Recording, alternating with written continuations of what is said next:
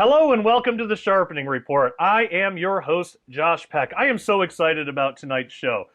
We have a returning guest for you and a new guest.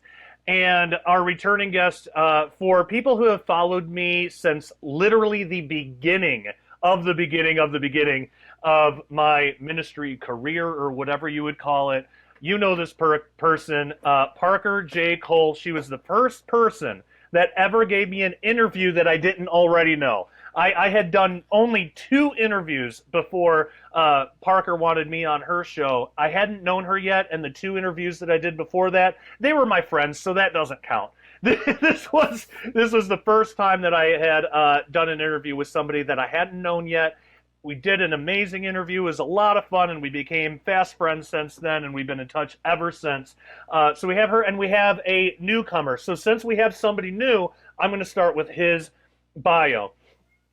Ben Avery is a storyteller. His first professional project came when he was selected by George R.R. Martin, that name should be familiar, to write the comic book script adapting George R.R. Martin's The Hedge Knight. Since then, he has written over 30 graphic novels for publishers like Zondervan, Image, Marvel, which oh my gosh, I'm a big Marvel nerd, so I probably got some questions for you.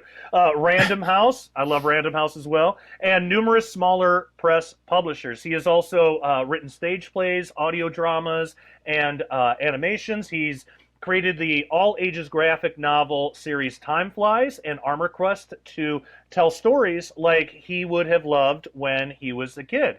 Man, I can really relate to that. That's awesome. Ben lives in Indiana with his 5 children. I also have 5 kids. And his wife. I also have a wife. Pam. My wife's name is not Pam, it's Christina. Okay. All right. Where he works as a children's pastor. His latest book is Ghosts of the Future, a sci-fi novel, and he is the editor of A Time for Everything, the sci-fi fantasy anthology, using the ideas of Ecclesiastes 3 as the launching pad for 28 time-bending tales.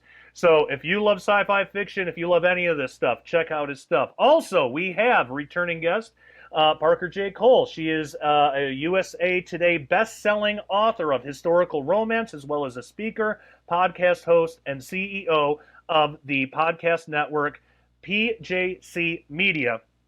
As an author, Parker enjoys exploring history through the vehicle of romance. And I know many of you might be thinking, because we've had a ton of new subscribers since the last time that Parker was on, and you might be thinking like, Josh, why are you having romance novels? Do you read romance novels? No, but if it's Parker, I absolutely would. She's an excellent, excellent writer. She makes romance accessible to even somebody like me, and it's Christian romance. This isn't like raunchy, kind of stuff that you might be thinking of your head, like, from the 80s or anything. This is actual Christian stuff, but she's also not shy. It's really good stuff, I'm telling you. Her speaking topics focus on inspiration for aspiring authors. For nearly a decade, she has interviewed authors from all over the world via her podcast network. Consumed with a plethora of interests that keep her life busy, she lives in Detroit, Michigan. And I am from very close to that. I am from Flint. Her site, make sure you visit it, is parkerjcole.com. So the name of the book today, A Time for Everything, a speculative fiction anthology inspired by Ecclesiastes 3, edited by Ben Avery of Onward and Upward Media. So, my gosh, my 2 guests, where to begin?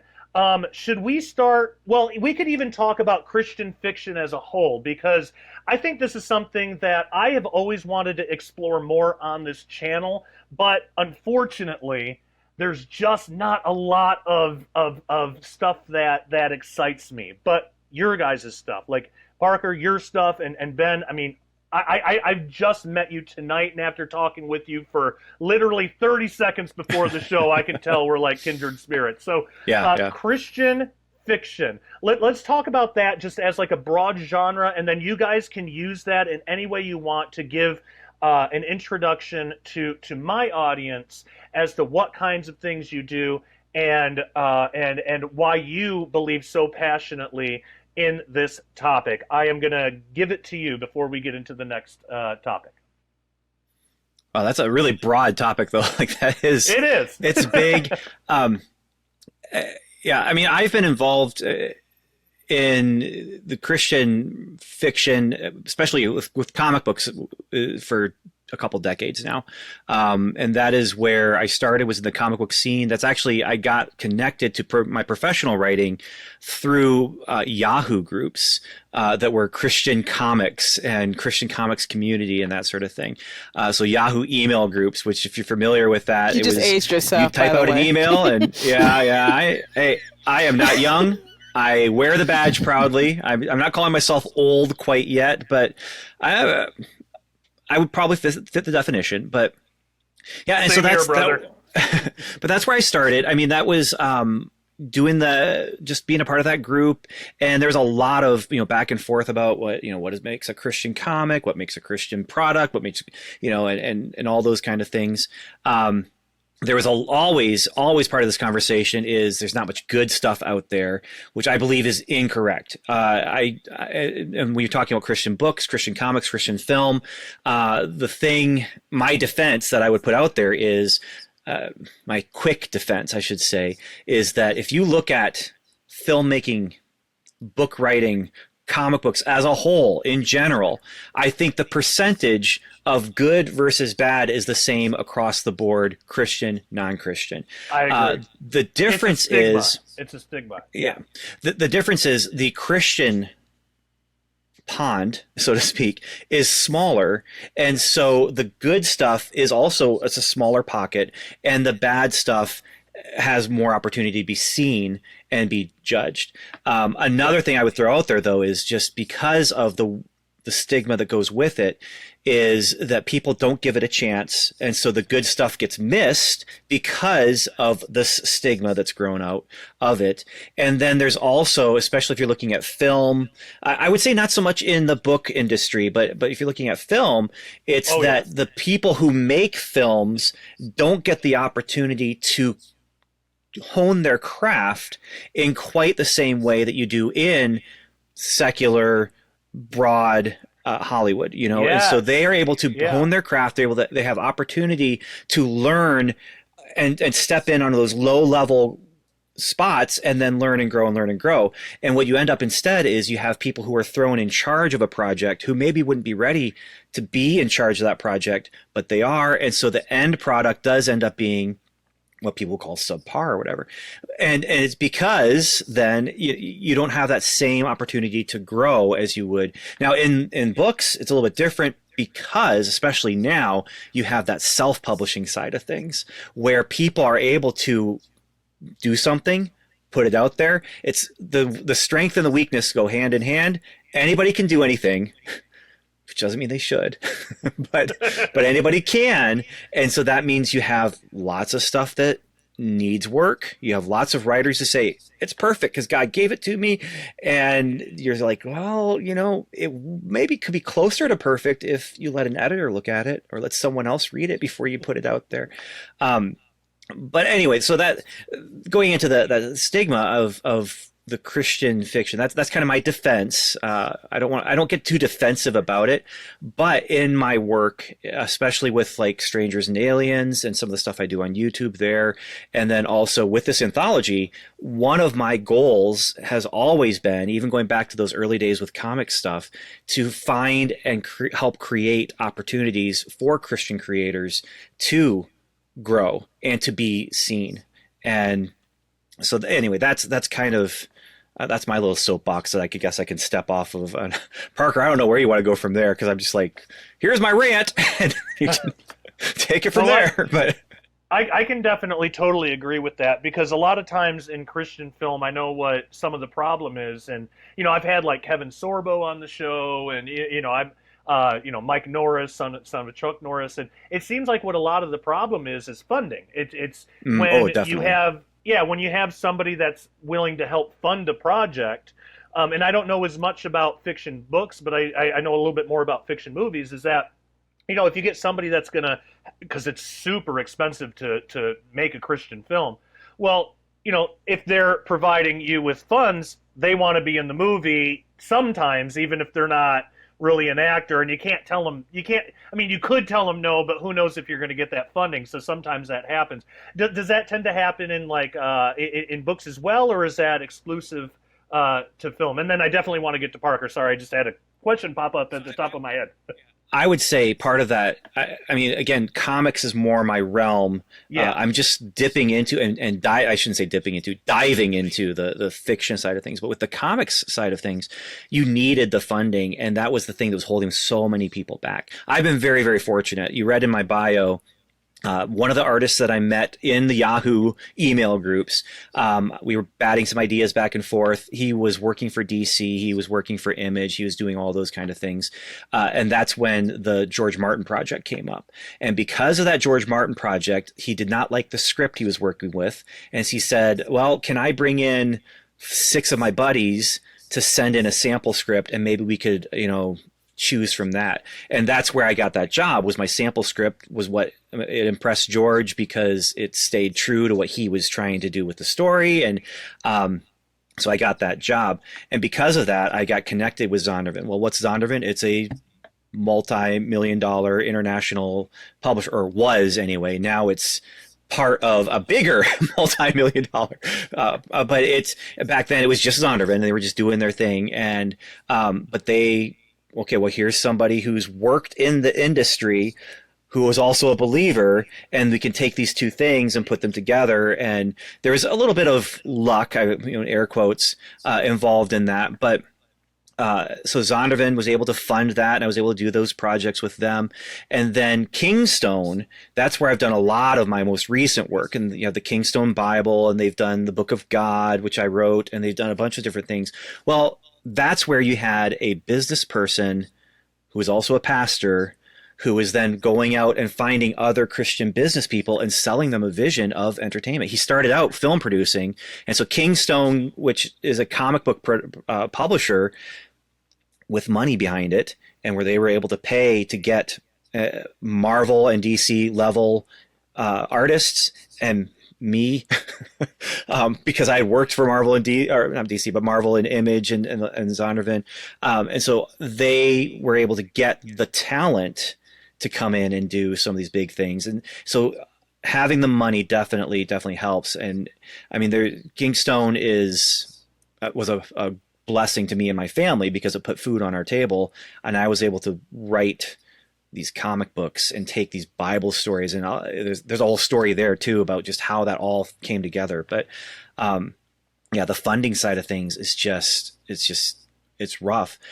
But you also have YouTube, you have self-publishing, you have Amazon KDP. I'm looking at now, can I reprint some of my old comics with using that, which means I don't have to spend all that money to print 500 copies of a color comic book. Instead, it's print on demand. I mean, those are things that the world is changing. It's just when you're talking about that big $1 million, $25 million movie, that's where it's still very, very difficult. So. And that's so important, especially for people nowadays, because Christians nowadays, and Parker, I got to get you in here. You're going to be. I want you to answer the question that I have in mind. Oh, you're fine. Take your time. I'm fine. Parents, not just parents, but just Christians in general, are trying to find Christian content that they can enjoy that's not always nonfiction. I mean, I am in the nonfiction realm. I love fiction, though. Like, I am the biggest, I'm not the biggest, but I am a big Marvel nerd. I love Marvel. I've got, the Book of Doom back there, and, Spider-Gwen stuff, and, me and my wife, literally, 5 minutes, and I'll tell the audience this. I totally messed up the time zone. I'm used to being in Eastern time zone, and I'm in Central now. And so when we set up this interview, we set it up for 7 o'clock. And I totally got the time zone wrong. Me and my wife, because we bought this for each other and for the kids for Christmas, we were playing, and I won. Usually she wins, but we were playing Marvel, the first 3 phases of the Infinity Saga, Trivial Pursuit. And it's a fun game, and it's just we love these movies, and like we love the comics and everything.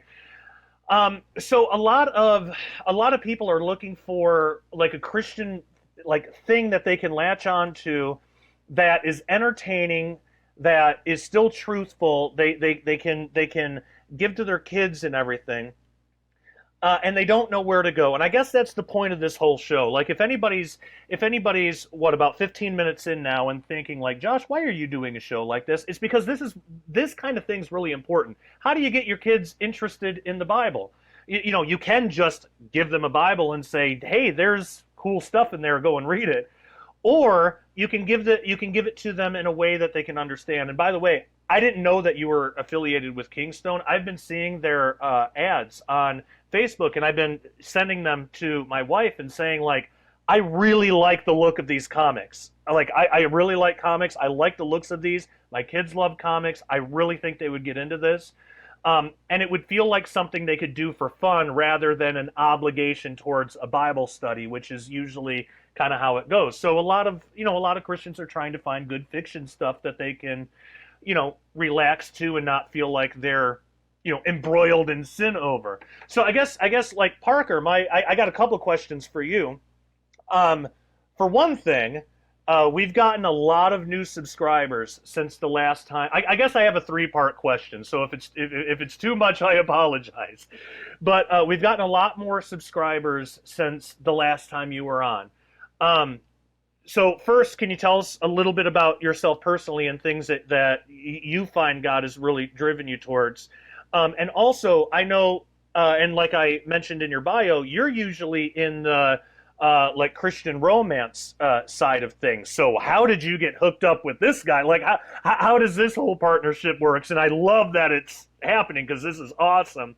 And then third, is there, so we've talked a little bit about Christian fiction, but what about speculative fiction? Is there like a difference between those two? And then how would you define it? And why is this so important for Christians today, especially in our modern age? And if you need any reminders about those questions, I can help you out. I know I threw a lot at you, but I just met Ben, and I feel like I gave him a lot of time, and I want to do the same for you. So, Parker, the floor is yours. Well, what's interesting is that I started my ministry because I wanted to showcase Christian authors. When I first started The Right Stuff, which is the name of my podcast, there weren't a lot of podcasts out there that was solely dedicated to Christian authors. Over the years, I've had the pleasure of doing literally hundreds of interviews with many different authors. I've been exposed to many different ideas of people who come from different walks of life as it relates to the Christian walk, okay? And I've had the pleasure of highlighting Christian authors who have been discouraged by people in church who say you shouldn't write fiction, particularly speculative fiction, which is the redheaded stepchild of Christian fiction. Now, here is where I'm a little bit more critical of Christian media and Christian fiction, because sometimes it is just boring. And sometimes you get some of these books and these people are so holy, they don't have a lot to deal with. They don't deal with a lot of trauma to their faith. And I hate using that term, but sometimes our faith is stretched, and it's stretched through trauma. And personal example, you guys both know how much I adored my grandmother, and my grandmother died in 2021. And that was a faith stretch there. She had been a part of my life for so long that, as I told someone else, there was no memory where she wasn't there. So that grief really hit me hard. And for the first time in my life, I can understand why someone would leave the faith, because my loved one is gone. I could actually understand the lure of that, because why didn't you keep the person who I love, who kept my reality up here? And through it all, the Lord has been so good and so kind to sustain me. But if you don't have those type of experiences, maybe you can experience them through the vehicle of Christian fiction. Now, my take on Christian fiction is that Christian fiction is not always quote unquote safe fiction. It's not just the lighthearted characters. It's not just for whatever reason, Amish romance has been synonymous with Christian romance. I got to be honest with you. I love electricity. There you go. So it does all wonders for me. But Christian fiction is a wide range of thoughts because the people who are Christians come from many different walks of life. For example, Josh, even your industry, there are people who will push back on what you talk about. They don't want to hear about spiritual warfare. Yeah. They don't want to hear about these darker things hidden in the night. They don't want to hear about these things, right? Recently, I just interviewed a guy who talked about cryptids, and he's an acquaintance of yours, Josh. His name is Kyle. He writes under Kyle Reed. I think Kyle Steele, but his actual name is Sebastian Reed, who is connected to Jeremy Richard, who wrote the Hindu Calvinism book. Him. Right. So that's how we all know each other, right? And so he wrote a fictional story about cryptids based off of true, accurate accounts. There are some people who don't want to hear that, but there are some people who don't want to hear that. So when God has called me to showcase Christian authors, I have a very wide view of what that looks like. Of course, some people want the very safe Christian books. They want an easy read, and I write into that market too. But then some people want to be challenged. So you have some Christian authors who write darker fiction. There are some people who talk about spiritual warfare. There are some Christians, and this is going to scare some of your audience here, but hear me out here. Some of the Christians I've interviewed write, quote unquote, I say quote unquote because is it really Christian horror? You may say, what's Christian horror? What is that? But Christian horror is using the vehicle of horror to showcase the human condition. And it's an excellent view because, and I've shared this joke before, if it's me, fat me, running, and a 3-year-old running from the big monster, do I leave that 3-year-old behind? Right? One of us has got to go. Is it going to be me or is it going to be the 3-year-old? Those are some serious questions, right? So I would like to think I take the higher road, but I honestly don't know. I've had people talk about Christian science fiction, and Christian science fiction, I should say this, science fiction should be owned by Christians. Because so many people think that Christians denounce science, when that's hardly the case. Your book, when you did Revising Reality with Doug Woodward and a bunch of other people, was hardly a religious book of just believe. No, you had scientific evidence backing up a lot of things that you said about Revising Reality, right? So Christians should own science fiction. Christians should own that. They shouldn't be away from it. And then, of course, we got to give the grandfather of fantasy, which is J.R.R. Tolkien.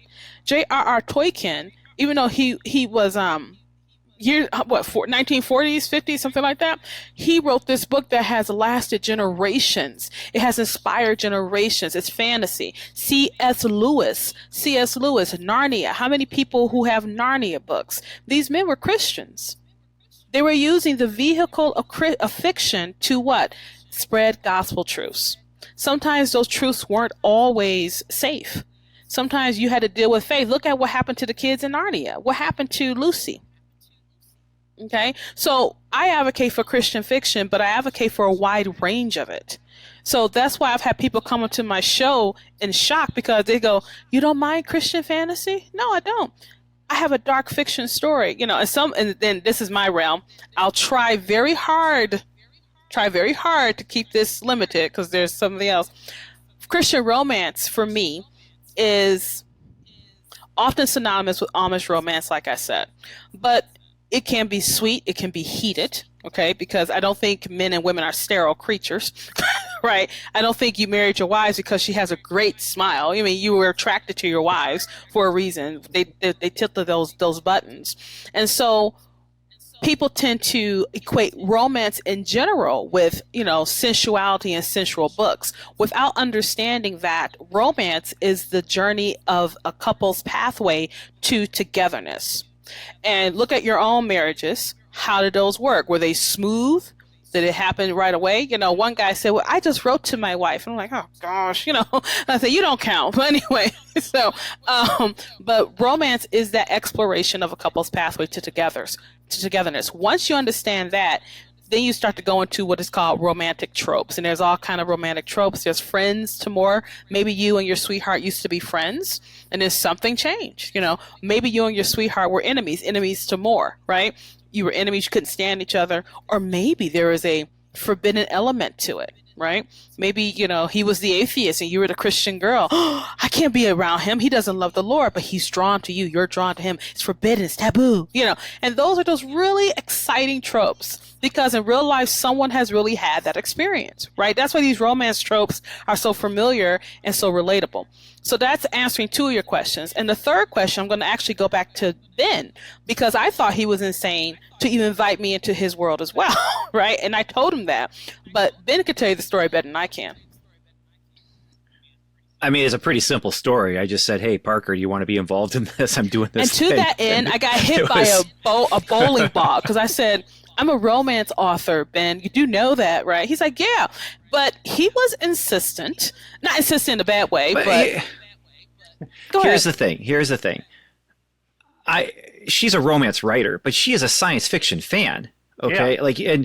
And so one of the things as we became friends on Facebook, she mentioned her grandmother, but one of the things I loved to see her post about before her grandmother passed was these different conversations she'd report back on that she had with her grandmother and things that her grandmother introduced her to, like the Alien franchise, I think was one. Grandmother's milk. And so, yeah.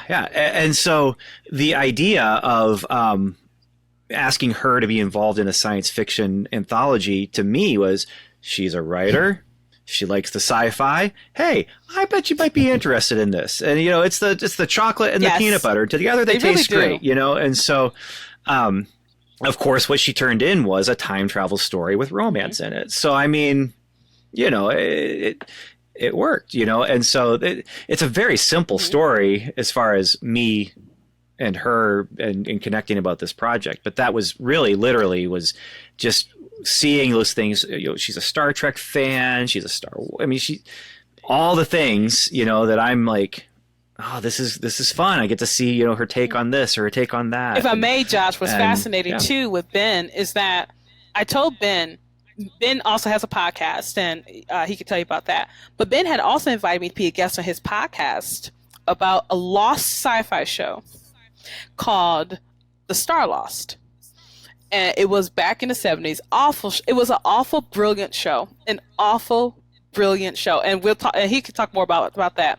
And from that show, I was reinvigorated into sci-fi. I mean, I was always into sci-fi, but I got reinvigorated into it. And so I started picking up all the old sci-fi books. I picked up a couple of Harlan Ellison books. I started picking up all the old greats of sci-fi, started reading them. And then when this opportunity to write for the anthology came along, it was just like, oh my gosh, me.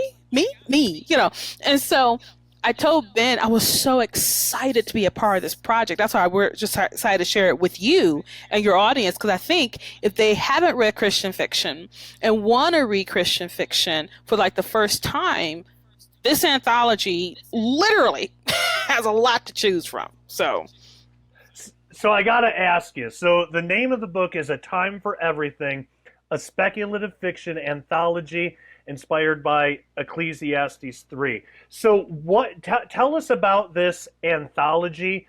What makes an anthology different from just like a single book? And like, what is this project?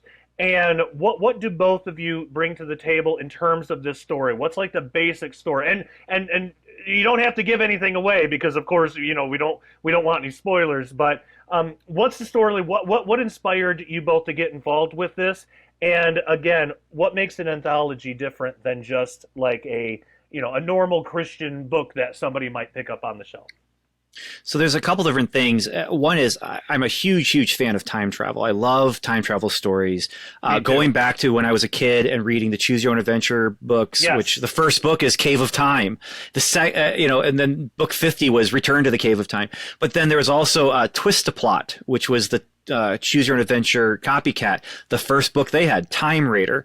Around that same time, again, dating myself, but was the TV show Voyagers, which was only on for one season, but it hit me at the perfect time. It's just about this kid who he's in his apartment and a time traveler crashes through his window and the kid falls out the window and is going to die, but the time traveler jumps after him, touches him, and they transport themselves back to the time of Moses. And the guy left his guidebook. That's, again, how old this show is. He had a giant book, but he left his history guidebook back on the couch in the apartment in the 80s.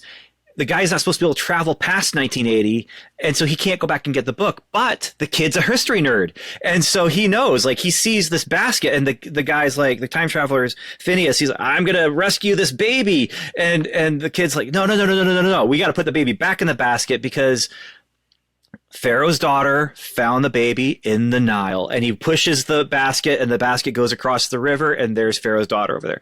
That's the first. I will never ever forget that scene. Love that show so much, and it shows up. My first published comic book was called Timepiece. It was a time travel story. My Time Flies that I did for Zondervan is about time traveling flies, and the first place they go, ancient Egypt. And so so it's definitely taking a look at, hey, this is my history with this. But time travel is something I love. Science fiction is something I love, and the Bible is something I love. And science fiction in general.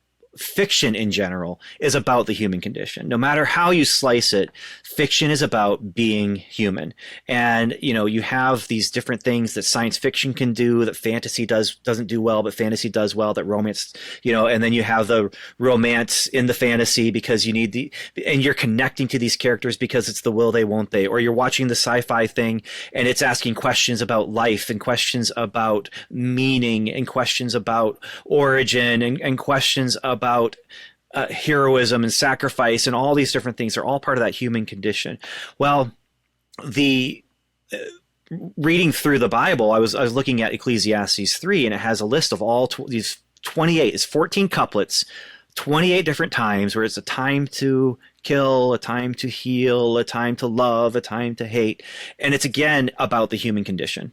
And I was just thinking, what if, we brought these together and and my first idea was, I'm going to do it. I'm going to write 28 short stories that are going to, that's not going to work. That's never going to happen. But what if I did something where I tried to get people to join me in on this? And at first it was just going to be time travel, but then I was like, no, I'll expand it to be just about time and a fantasy or science fiction time element. That's why time bending is the phrase that I used in your description that you read. But that time idea, and then each story takes that title. So Parker's is A Time to Be Born, and mine was A Time to Hate, which was one that I just kind of waited to see what the leftovers were that nobody wanted to do. But you have and then all these things in between. It's a time to be born, a time to die, and so that's the beginning and ending of life, and then it's all of life in between. And it's just that idea of, let's tell stories about these times of life, but let's do it with a little bit of action, or let's do it with a little bit of adventure, or let's do it with a little bit of wonder, or let's do it with, like a Twilight Zone story. There's a handful of stories that really feel like they could have been filmed in black and white and aired on TV back in the 1950s or whatever. There's some of them that feel more like a Star Trek. There's some of them that feel more like just there's one that takes place at a chicken farm. And it's wonderful. It's this wonderful little story about this time traveling. I don't even want to say much about it, but it's 28 different stories. They are not connected at all. That's what makes it an anthology, is it's 28 different stories by 29 different people, because there's one writing team involved in there. But that's why it's an anthology from all these different voices about all these different things. Some of them take place in worlds that already existed. Like my story takes place in the same world as my novel Ghosts of the Future. So same characters, but some of them are completely original. Some of them are alternate history. Some of them are taking, in the future. Some of them are very much a fantasy and kind of epic fantasy style thing. There's one antediluvian story that takes place before the flood. There's one antediluvian story that you may not know it's antediluvian until you've really had time to think about it and kind of digest what actually just happened. But taking place before the flood or referring to things before the flood and getting into the, Tower of Babel and things like that. It's just a wonderful collection by a group of wonderful writers. So that's the 3,000 foot level, I think, view. But yeah. No, I think that's absolutely fantastic. Is this anthology available now? And if so, where can people get it? So right now there's a couple different ways, but there's really one primary way, and that's on Amazon. That's how we're publishing it, is using Amazon's print-on-demand service that they have. It's also on Kindle. I think it's part of Kindle Unlimited, but then it's also, you can purchase it if you're not part of Kindle Unlimited, and then you can get it as a soft cover or a hard cover. But Amazon is pretty much the primary place. Some of the writers on the project are, purchased copies at the off a discount at cost. They purchase them at cost, and they'll have them on their websites. But I really haven't seen too much from our writers yet. I think it's more that they have them so they can take them to like conventions or book signings and have them there. I haven't seen too many show up on author websites yet. I don't even have it on my author website yet. So. Sure, and I'll tell you what, anybody watching this on YouTube right now, go ahead and look at the description below, and I'll put the Amazon link. So there is, like, if somebody just searches, like, A Time for Everything, will it come up on Amazon if they search for that on Amazon? It will. It's probably going to be about 6 books down. So if you put in A Time for Everything, Ben Avery, it'll come up as a top result. And then the second result, for some reason, is Tropic Thunder. That movie. I don't know what the connection is that A Time for Everything, Ben Avery, brings up Tropic Thunder, but and I honestly haven't looked at it in the last couple of weeks to see if it's still doing that. But when I was looking to see, like, okay, how is this going to show up in searches and things like that, I'm like, what is going on here? I don't understand. That is so funny. We'll make it super easy for you guys. Anybody watching this right now, go in the description of this video if you're watching on YouTube, or really anywhere, because I'll copy and paste that everywhere. But look in the description. We'll have the link to the anthology. I know you guys are limited on time, and we agreed to half an hour, and we are well past that. And I've got all the time in the world, but I don't want to take up your guys' time. So I would love it if you guys, anything that we haven't covered that you want to talk about, now would be a great time to do it. And then probably my final question after that will be, after you guys get through all that, I'll probably just ask you, what most you want from people viewing to take from this. But before we get to that, is there anything that is just like interesting or surprising to you through this project, or an anecdote, or just anything that really spoke out to you in this whole process that you want to talk about? Before we close out the show, take all the time you need. Let's start with Parker. Parker, you go ahead, and then we'll go to Ben. I'll ask my last question, and we'll close this out. So go for it, Parker. Well, two things is that I need to give props to Ben, because this was my first time working with him, and working with a lot of creatives, particularly fiction authors, is like herding tie-dye cats. And he was able to herd us all together, and he actually was so encouraging, but also, and he's not going to agree with me, but he was relentless too. So he was encouraging, but relentless in making sure we got it, make sure we get the story together. Because working with a lot of creatives, that creative flow is just bursting out. One thing I really appreciate too was the excitement of the authors. And when Ben, everyone who was invited to this anthology thanked Ben, because we all thought, that's such a great idea. Why didn't I think about that before? And I think that has a lot to do with the Bible being what we need in life to survive, but knowing that God also gave us creativity. And there are so many areas of creativity that we can use in the Bible. And as someone who has showcased Christian authors for going on 11 years now, and I've had authors who've written about some of the women in the Bible whose names we don't know. I've had authors take like one young adult, and I have people look for like clean young adult fiction.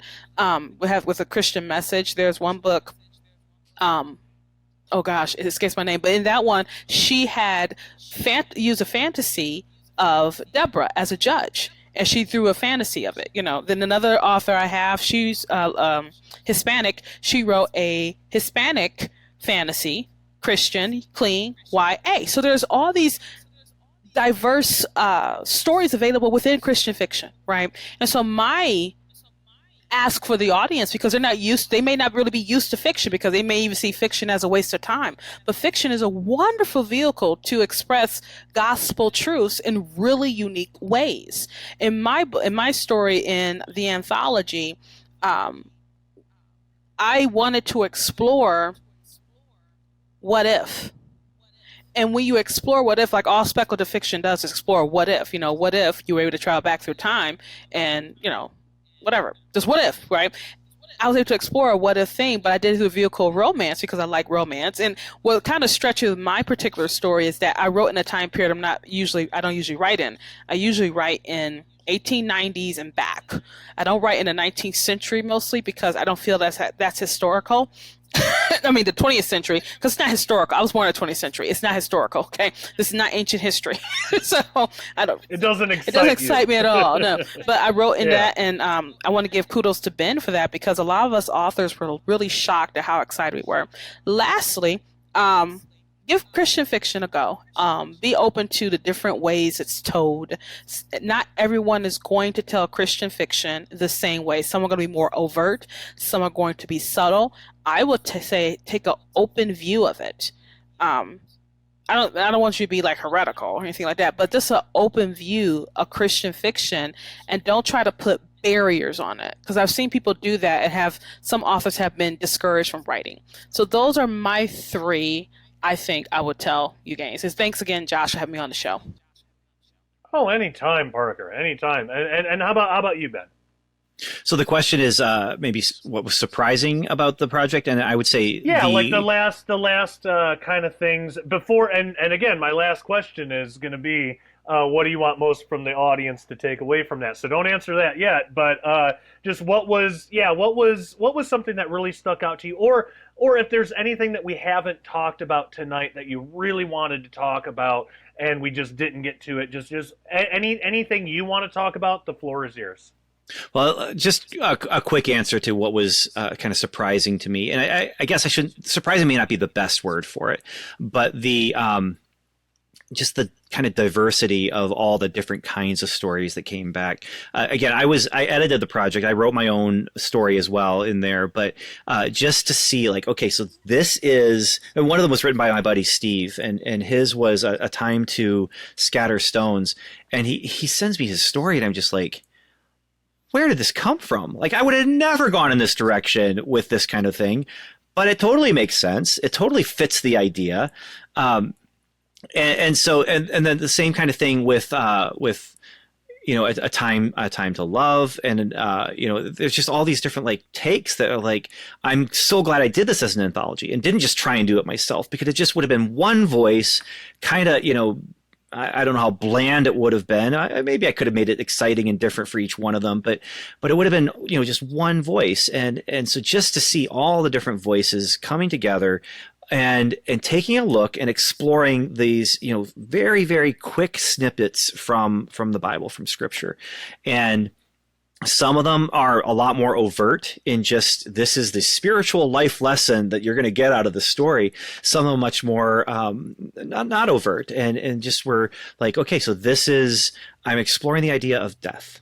And how do we approach death or loss or grieving or yeah. So anyway, just to take a look and see like, okay, this is what we're getting back. This is what we're getting back. And so that was the big surprise for me, which it shouldn't have been a surprise. I mean, that was a big reason why it's an anthology, is to get those different voices.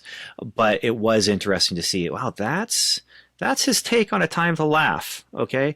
And it's all about grieving.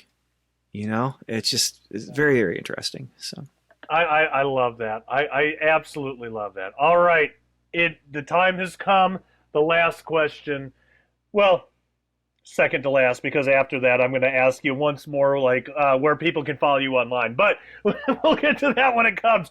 But before that, everybody watching tonight, for both of you, what most do you want for people to take away from our discussion and our interview tonight? Either one of you can go, however you want to decide. Whoever wants to go first, go for it, but I would love to hear from both of you. Rock, paper, scissors. Right. See who goes first. You can go. You go. No. Right. 1, 2, 3. No, I was joking. So anyway, but I'll go ahead and take it. Then I'll let you close because Ben is the creator of the anthology, and I don't mind deferring to him. You know, um, what I want everyone to take from this anthology is to be open to Christian fiction. If you haven't had a chance to delve into it, I really think this is a great opportunity to do that. You're going to find some gems. Naturally, with any anthology, some stories are going to resonate with you more than others, but this is a nice big tome. It's really nice and thick. I'm not trying to, push anything, but I almost want you to get the hardback or the paperback because it's a beautiful book. Just when you get it in your hand, it's a beautiful book. Then you can take it with you because these different types of stories are in there. And what I know with this audience, they may, and I'm just being honest, Josh, they may be like, I don't want to read no Christian fiction books. Josh, why are you doing this? I'm not listening to this tonight. I don't want that to be the case. I want you to get this book, which has 28 different stories by 29 authors, all about the Bible, which we all love anyway, but just using fiction to explore gospel truths. So that's one thing I want you to take with this.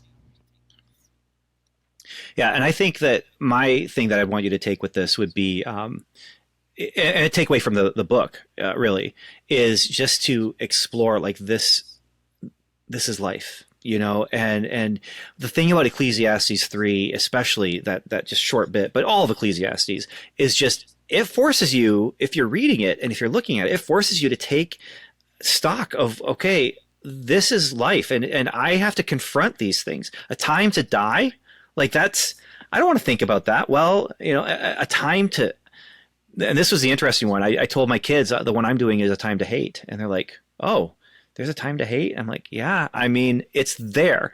Now, what does it mean? And so just, as you're reading the stories, hopefully you're exploring those ideas, but then also these are ideas to explore in your own life.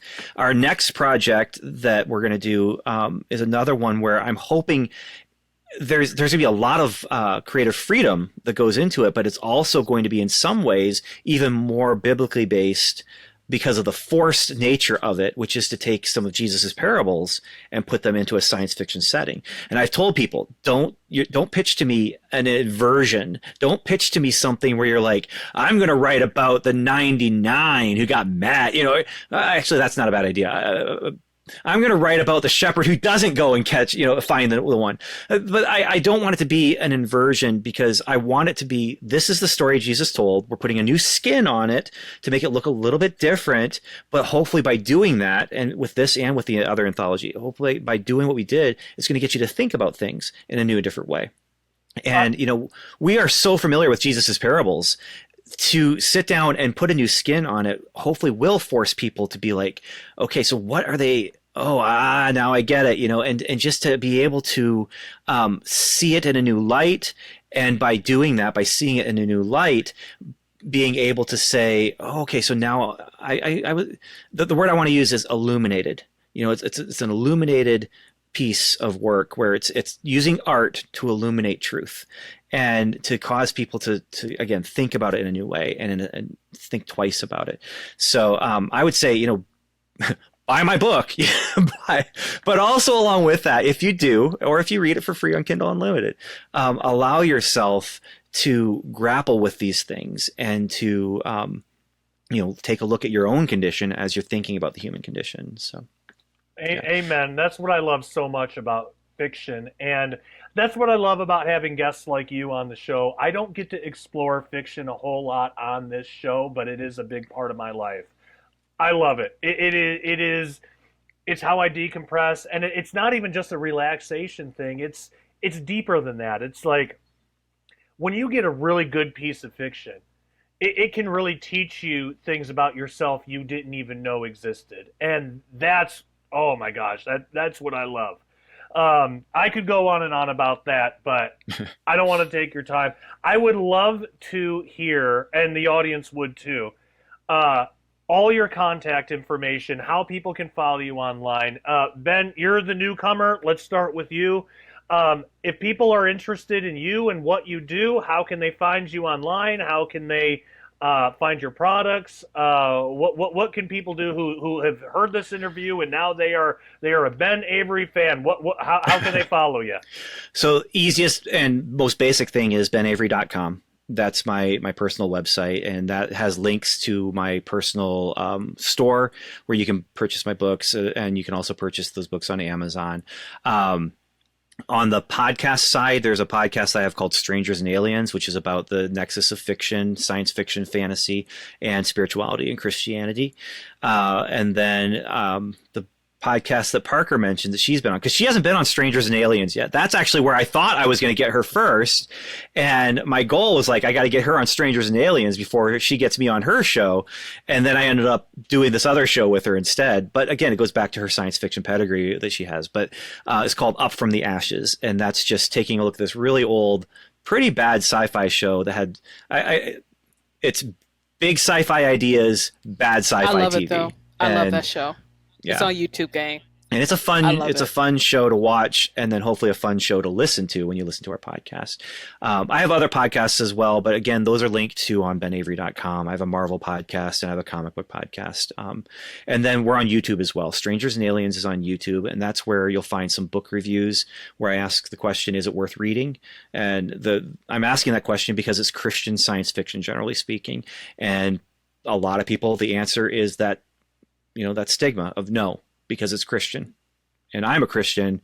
But if someone else who's a Christian wrote a book, then it's not going to be good, And I'm just like, no, that is not true. And so I'm trying to get, it's not a lot, but there's some content there, just like pointing people to that. And start with C.S. Lewis's Space Trilogy, which is it worth reading? Yeah, but. Yeah, so that's benavery.com, strangersandaliens.com. I'm also on Facebook with both of those. Ben Avery Storyteller is my Facebook, and Strangers and Aliens is the Facebook for the podcast. So fantastic. And then anybody of my audience, if you don't know who Parker J. Cole is, you've been living under a rock, and it is now time to get out from under that rock.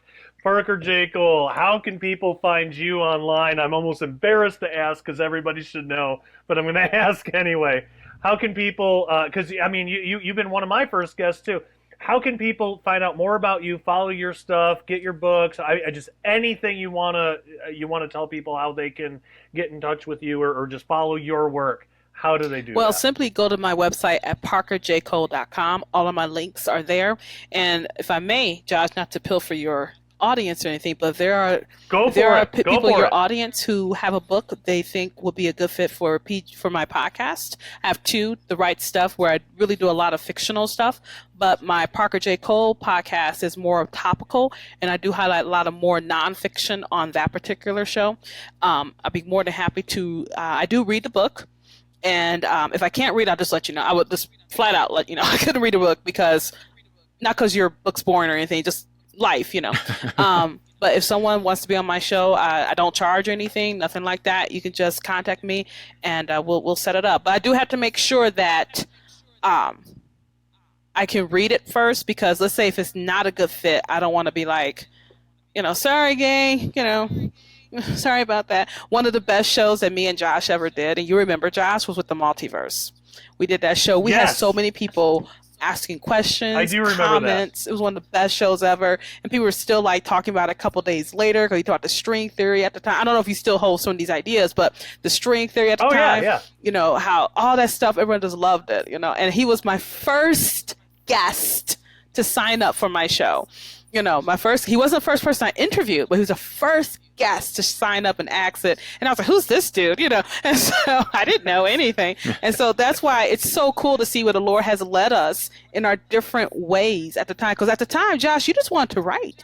This was not part of it. What you're doing, that wasn't part of it at all. It was so cool. I'm so sorry. It was so cool when you became an internet test. Remember you became an internet test? You were like, you take these questions and they feel like what kind of personality you are. And they say, what kind of fringe person are you? And they had Josh Peck as the fringe person. Do you remember that? Do you remember that? I don't know if you remember that or not. But yeah, that had happened. So I'm so happy for your growth and what the Lord is doing through you and your wife. So I'm glad to see you grow. And so thanks. I appreciate the offer. Same with you, Parker, and nothing will ever be able to take away that you are part of my origin story. Not that I'm so great or anything, but like what you were saying. I mean, it's been such a fun ride, and I'm telling you guys, Parker J. Cole was my first interview with somebody that I didn't know, and that did open some doors to some places. And if you got a good now she's not just going to interview anybody. If you got wacky theology, so make sure you're very well, make sure you're studying in the Bible. You know what you're talking about. But if you got a book, man, send it to her. Just try it out. See what happens. Have her read it. And if nothing else, and not that I want to set you up for a job or anything, Parker, but at the very least, if it's just bad theology, she might help you out. Or if she doesn't have time, she can send it to me, and I'll help her out and help you out. So that's what we're all about. And hey, no wackadoos. What? yeah, no wackadoos. The weird thing, the weird thing about the wackadoos is they don't know they're wackadoos, though. So it's hard to say because when I had the one lady who said Jesus came from a seashell on Pluto, I kind of knew I had hit that wall. Like I hit a barrier. Really? Why? What was the tip off there? What happened? The Holy Spirit had been telling me not to talk to her for 2 weeks, and I kept saying it's a personality conflict. When she came onto the show, so it was personality. So Jesus was not a. What was it? A Pluto seashell? Yeah, she said Jesus came from a seashell off Pluto, and I thought she was joking, like ha ha ha ha, right? And you're like, no, she's not. And so that episode has been lost to the annals of time. I will never pull it up again. It will never be seen. But when that happened, I can't imagine why not. I was shell-shocked. I used to do the show live, Ben. I used to do it live, and I was on air. No pun intended. And I was like, we'll be right back after these messages. Right? And then I cut that off 2 minutes later. And then I'll never forget, what she said? Well, you asked. What? Just like that. I say, if you had... It's your fault. It was, but you know what? It was. It's your fault, Parker. You really wanted Jesus to be a seashell on some other planet. Yes. You shouldn't have wanted that. And that was my fault. That was my fault. I'm sorry. I've had crazy guests like that too. Sometimes you vet people and you try and like they seem fine, and then you get them on the show and they are. That plane flew right by me, you know what I mean? So, yeah. Oh, I won't keep you, Josh, but I appreciate it. Won't keep you, so. Oh, I appreciate you guys too. This has been a lot of fun, and thank you so much for joining me. I would love to have both of you back on again cool. anytime you want. Now, Ben, I have always told Parker, no matter what I'm doing in life, as long as she doesn't think that Jesus was a seashell on Pluto, she is welcome on my show anytime. And Ben, I'm going to offer that to you too, because this has been just so much fun, and I've had a lot of time I've had a good time getting to know you. And again, anytime you want to come on the show, we can even just geek out about Marvel or whatever. That would be a blast. And thank you both so much for coming on the show, giving me the time to be on here. And thank you again for dealing with my inability to understand time zones. I really appreciate it. It's a time for everything, even that. Wow, there it is. Full circle. I love it. That was perfect. Yes. What a perfect note to end on. Well, thank you guys again so much. And everybody else that's watching online right now, you can tell I'm obviously having a blast with these guys. I don't get to have this with every guest. Please check out their book. The link will be in the description below. And make sure you check out all of their outlets that they've already established before. Once again, thank you guys so much for joining me on the show. You're welcome back anytime. Bye, gang! Thank you very much. Appreciate it. And thank all of you for joining us tonight on the Sharpening Report. Until next time, take care, God bless, and I love you so much. We'll see you next time. Goodbye.